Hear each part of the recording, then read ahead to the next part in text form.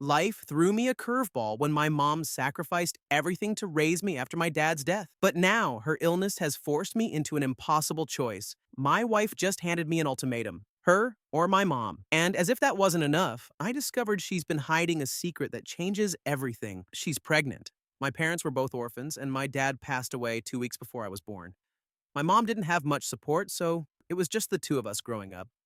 She worked incredibly hard her whole life to make sure I never went without anything. She took on all kinds of jobs, no matter how small, to provide for us.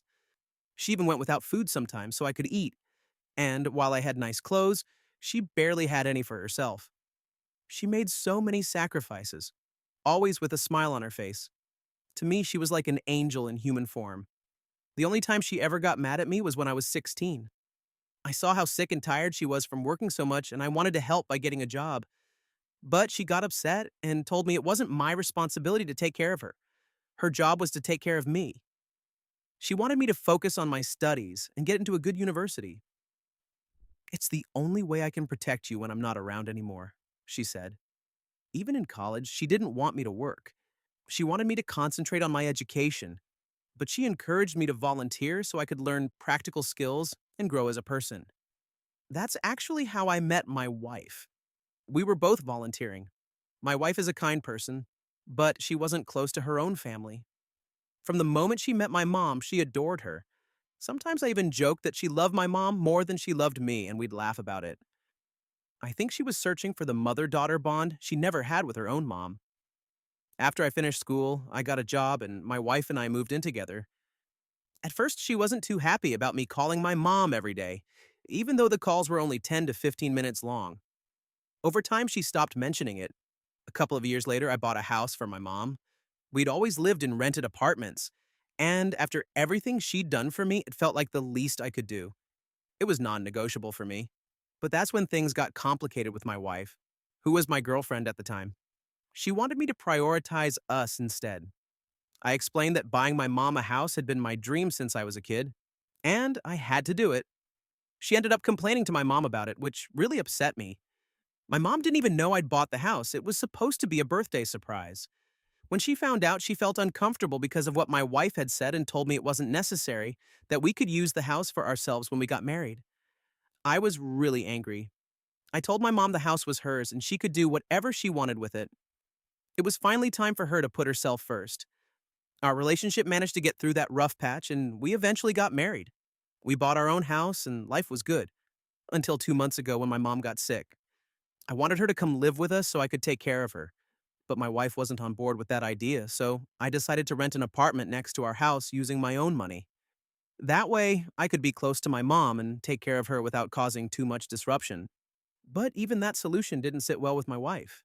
We don't have kids yet and we both work. I usually get home by 6 p.m. But since my mom's been sick, I've been spending a couple of hours with her in the evenings and getting back by 8 p.m. On weekends, I see her for an hour or two, and the rest of the time I dedicate to my wife. We go on dates, I join her in her hobbies, even though she's never shown interest in mine. And I always make sure she feels like a priority. But 2 days ago, she told me she feels like I prioritize my mom too much. She said I had to choose between my mother and the life we're building together.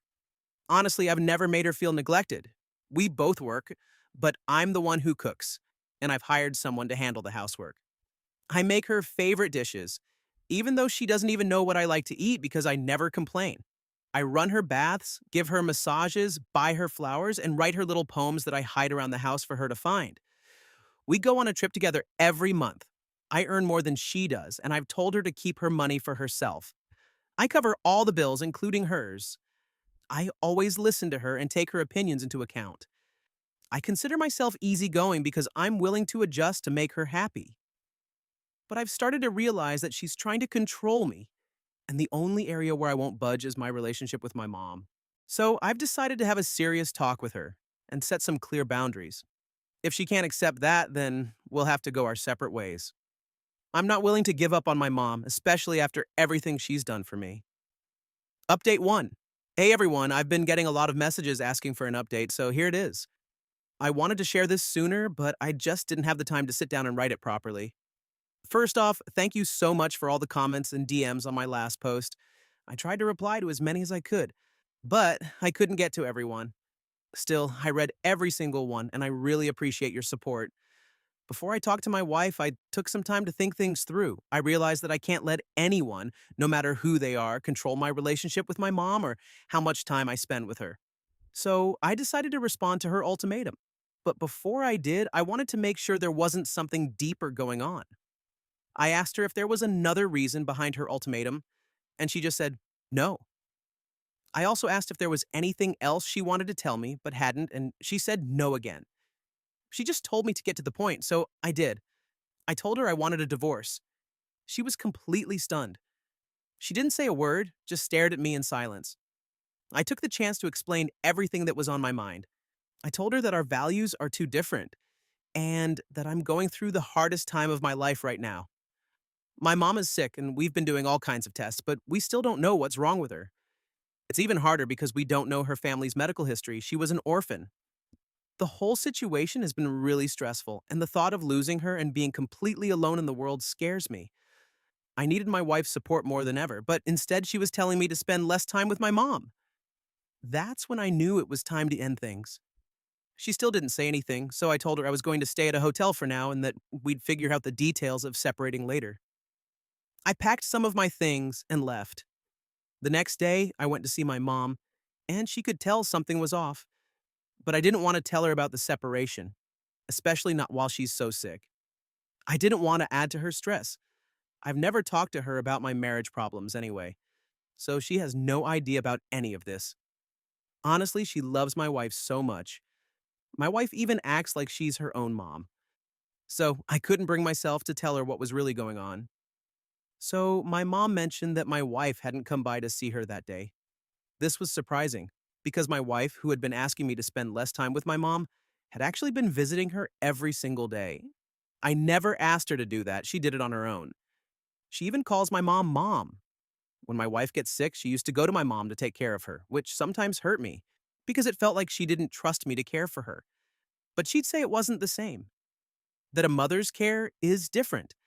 I figured it was her way of building the mother daughter bond she never had, and I understood that. Her own mom had told her some awful things, like she was an accident and that she regretted not aborting her. Who says something like that to their own child? So I never complained when she wanted my mom's attention. I had enough love to share with anyone who needed it. My mom has always been a foster mom. After I left home to study, she started taking in foster kids and continued until about 2 years ago. I've always loved those kids like my own siblings, and I still keep in touch with them. Every year, we'd all go on a week-long vacation together, my mom, the kids, and my wife.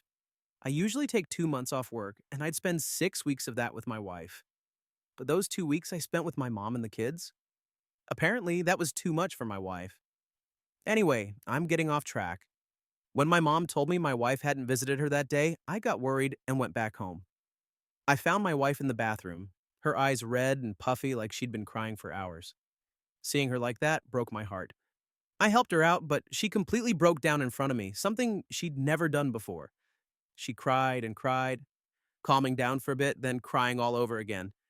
I didn't know what to say, so I just stayed quiet and let her get it all out.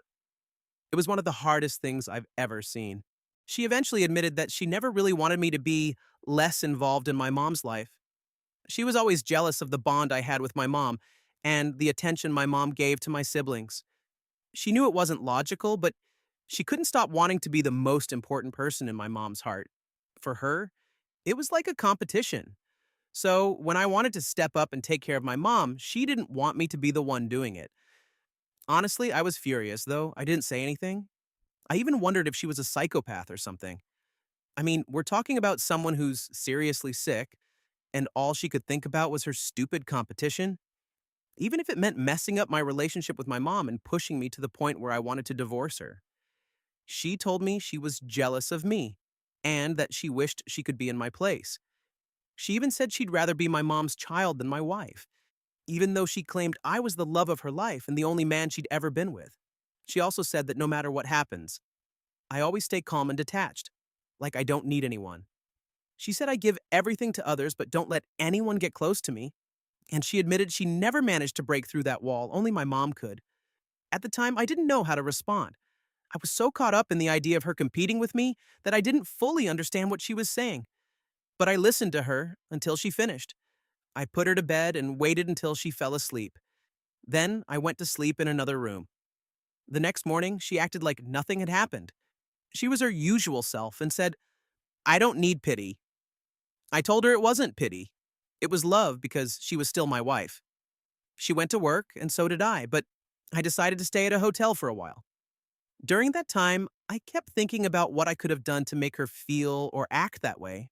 Deep down, I think she's right about me. I've always had this defense mechanism since I was a kid. I never stayed in one place long enough to make real friends. Moving around so much over 50 times between the ages of 5 and 15 was heartbreaking every time. I think I've always treated relationships like temporary stays. I never fully settled in because I always felt like I could be pushed out at any moment. I thought it was different with my wife, but I guess it wasn't. So I thought maybe we didn't need to go as far as divorce. Maybe what we really needed was therapy. But then something else happened.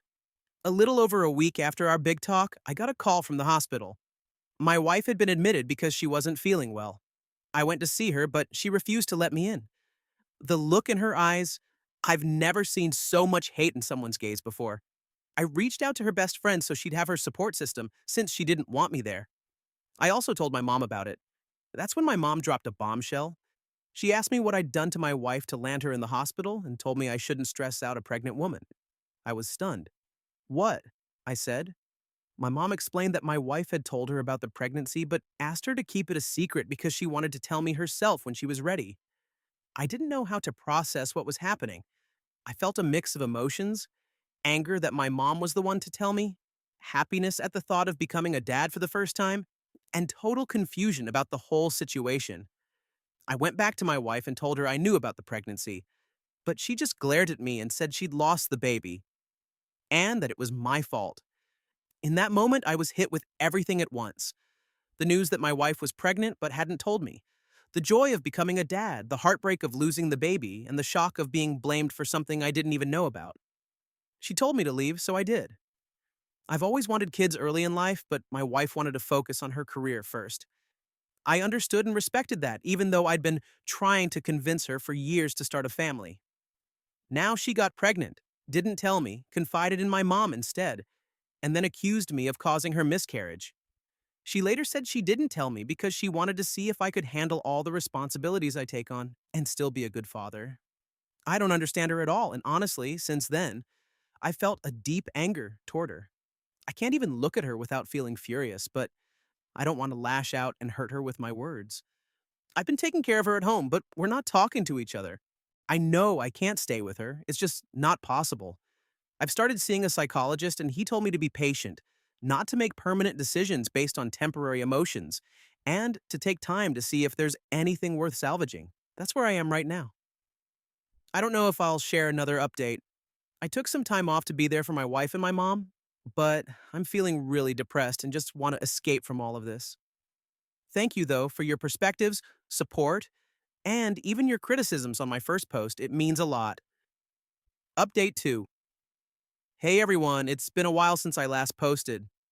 I wasn't planning to share another update, but even after all these months, I've been getting so much support and messages from people asking how I'm doing. I feel like I owe you one last update because your kind words and messages really helped me during one of the toughest times of my life. I'm not sure how long this will be, but here we go. About my wife. After she had a miscarriage, yes, she was definitely pregnant. I had to step up and take care of her because she couldn't handle things on her own. At the time, I was filled with so much anger and pain, but like I said before, when something is fragile, you have to handle it with care. I didn't want her to fall apart completely, and I couldn't leave her during the hardest moment of her life. So I stayed and did what I felt was my responsibility as her husband. Her mental health started to decline badly. She began believing she was still pregnant and would talk to herself.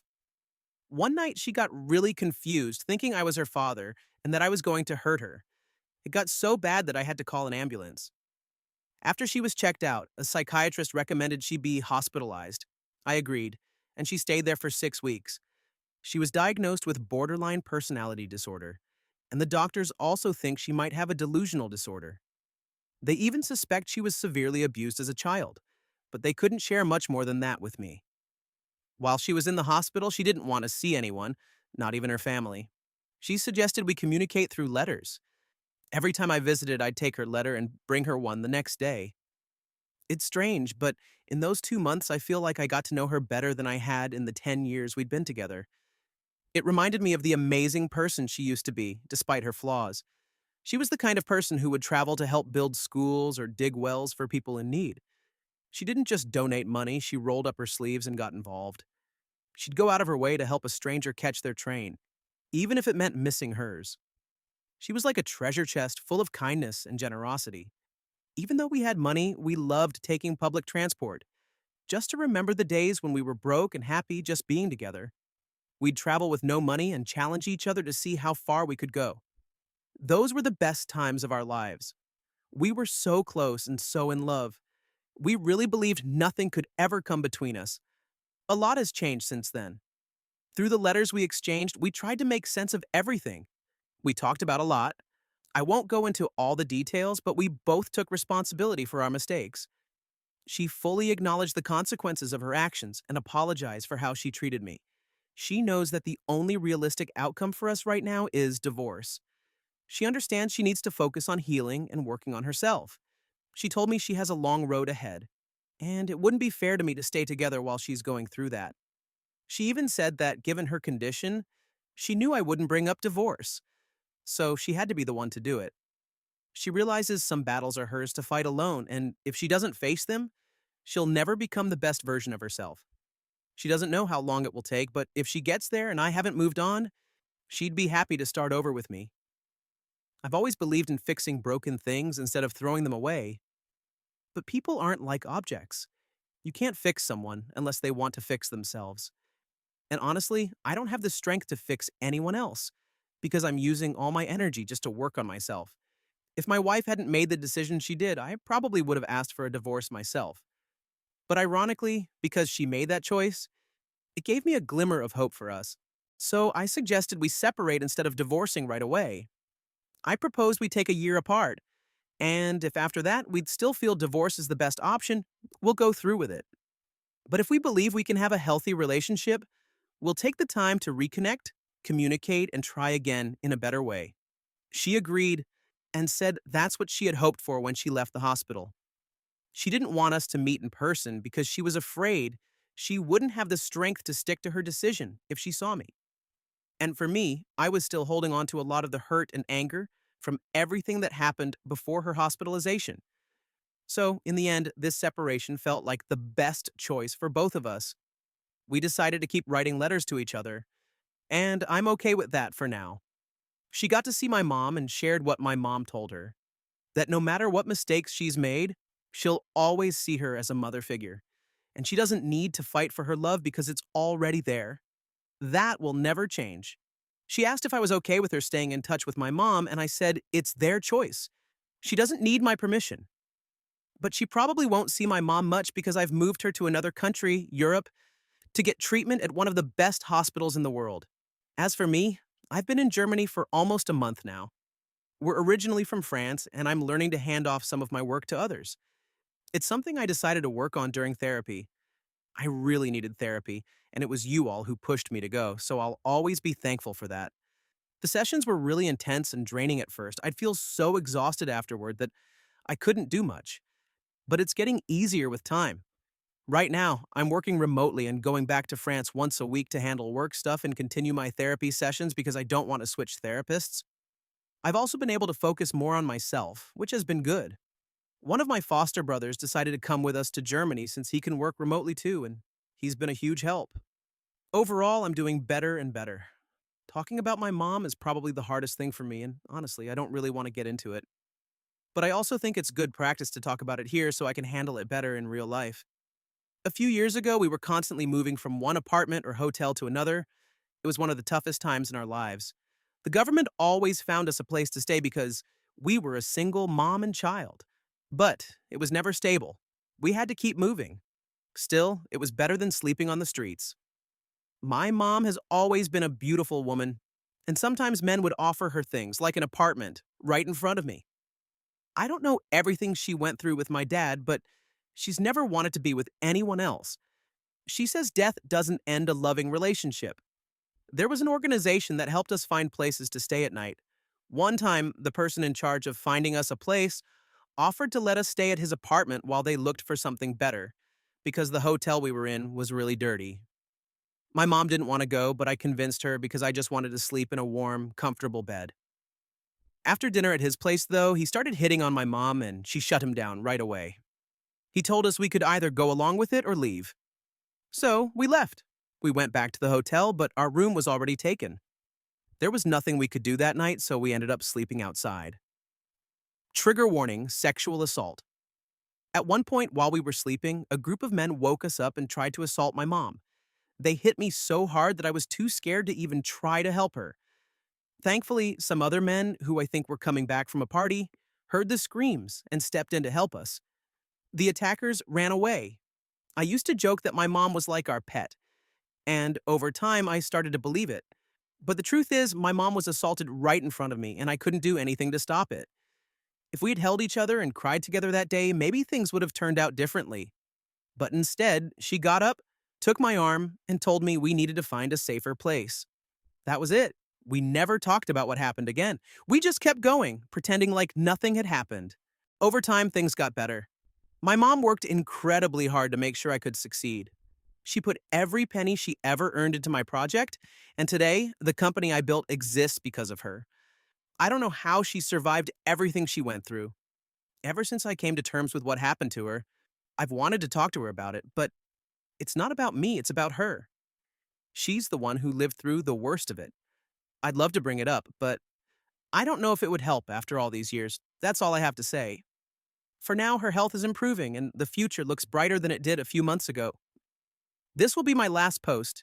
To everyone who's followed me through these tough times, thank you from the bottom of my heart. I wish you all the best in life, and I hope the years ahead are better than the ones behind you.